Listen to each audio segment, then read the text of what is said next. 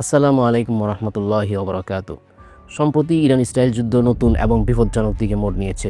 Israel দাবি করেছে Iran তাদের উপর ক্লাস্টার ওয়ারহেড যুক্ত ব্যালিস্টিক মিসাইল দ্বারা আক্রমণ করেছে। এটি এমন একটি ভয়ঙ্কর বোমা যা বিশ্বজুড়ে খবরের শিরোনাম হয়েছে এবং সকলের মধ্যে আতঙ্ক ছড়িয়ে দিয়েছে। বন্ধুরা, কি এই ক্লাস্টার বোমা, কীভাবে এটি কাজ করে এবং কেন এটি আন্তর্জাতিকভাবে নিষিদ্ধ এবং বিতর্কিত? আজকের ভিডিওতে আমরা এই বিষয়গুলো খতিয়ে দেখব। ইসরায়েলের দাবি অনুযায়ী সম্প্রতি ইরান তাদের উপর ক্লাস্টার বোমা দ্বারা আক্রমণ করেছে, যেখানে একটি মিসাইল থেকে ছোট ছোট 20টি বোমব্লেড বা বোমা বেরিয়ে আসে এবং তেল আবিবের দক্ষিণে প্রায় 8 কিলোমিটার এলাকা জুড়ে ছড়িয়ে পড়েছে। এমনকি একটি বোমব্লেড একটি বাড়িতে আঘাত হানে এবং বেশ কয়েকজন আহত হয়। আমরা যে ক্লাস্টার বোমা বা ক্লাস্টার ওয়ারহেডের কথা বলছি, এটি আসলে কীভাবে কাজ করে? এই অস্ত্রের আসল ব্যাপার হলো সাবমিউনিশন, সোজা কথায় যাকে বলা হয় বোমব্লেড। এগুলো আসলে অনেকগুলো ছোট্ট ছোট্ট বোমা যা একটা বড় মিসাইলের ভিতর প্যাক করা থাকে।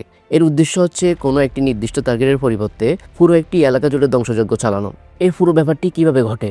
ধরুন একটি মিসাইল ছোড়া হলো, মিসাইলটি টার্গেটে হিট করার পূর্বে মাঝ আকাশে ফেটে যায় এবং সেখান থেকে ডজন ডজন ছোট ছোট বোমব্লেড বেরিয়ে আসে, যেটি সংখ্যায় 20 থেকে 80 পর্যন্ত হতে পারে এবং এটি বিশাল এলাকা জুড়ে ছড়িয়ে পড়ে।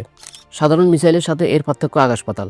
একটি সাধারণ মিসাইল এক জায়গায় একটি বিস্ফোরণ ঘটায়, কিন্তু ক্লাস্টার বোমা অনেকগুলো ছোট ছোট বিস্ফোরণের মাধ্যমে একটি বিশাল এলাকা জুড়ে ধ্বংসযজ্ঞ চালায়। প্রত্যেকটি বোমায় আলাদা আলাদাভাবে কম বিস্ফোরণ থাকতে পারে, কিন্তু সবগুলো মিলিয়ে এর প্রভাব মারাত্মক হয়ে দাঁড়ায়। যুদ্ধক্ষেত্রে এটি একটি মরণাস্ত্র হলেও এর প্রভাব শুধুমাত্র যুদ্ধের ময়দানে সীমাবদ্ধ থাকে না। বিশ্বজুড়ে এই বোমা নিয়ে রয়েছে ব্যাপক বিতর্ক, কেননা এর প্রভাব রয়ে যায় বছরের পর বছর। প্রশ্ন হচ্ছে, কেন 100টিরও বেশি দেশ এই বোমা নিষিদ্ধ করেছে? এর উত্তর হচ্ছে, এটি বেসামরিক নাগরিকদের জন্য এক দীর্ঘমেয়াদী দুঃস্বপ্ন। কেননা এর সব বোমব্লেড কিন্তু মাটিতে পড়ার সাথে সাথেই বিস্ফোরিত হয় না।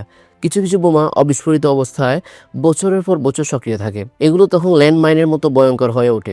অনেক সময় দেখা যায় এ ধরনের বোমা সাধারণভাবে পড়ে থাকে, তখন বাচ্চারা খেলার ছলে কিংবা কৃষক তার জমিতে কাজ করতে গিয়ে ভুলবশত এগুলোতে আঘাত করে বসেন। এর ফলে মারাত্মক বিপদ ঘটে। এই বিপদ এতটাই মারাত্মক যে এর বিরুদ্ধে একটি আন্তর্জাতিক চুক্তি রয়েছে।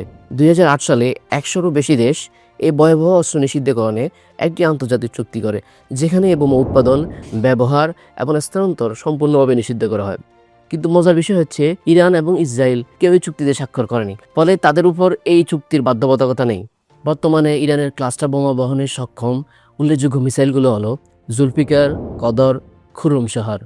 ইরান এই আধুনিক সমরাস্ত্র কীভাবে তৈরি করেছে?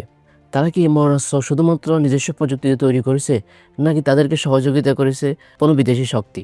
বিশেষজ্ঞদের মতে ইরানের এই আধুনিক মরণাস্ত্র তৈরিতে ইরানকে কারিগরি সহযোগিতা করেছে রাশিয়া এবং চীন, যদিও তারা তাদের দাবির পক্ষে কোনো সুস্পষ্ট তথ্য প্রমাণ দিতে পারেনি। এমনকি ইরানও তাদের এই আধুনিক মরণাস্ত্র নিয়ে খোলামেলা আলোচনা করে না। এখন প্রশ্ন হচ্ছে, যুদ্ধ তো একদিন থেমে যাবে, কিন্তু এই অস্ত্রগুলো যে দীর্ঘমেয়াদী বিপদ পিছনে রেখে যাচ্ছে, তার দায়ভার কে নেবে? প্রজন্মের পর প্রজন্ম সাধারণ মানুষ যে যুগের মধ্যে পড়বে, তার দায়ভার বা কে নেবে?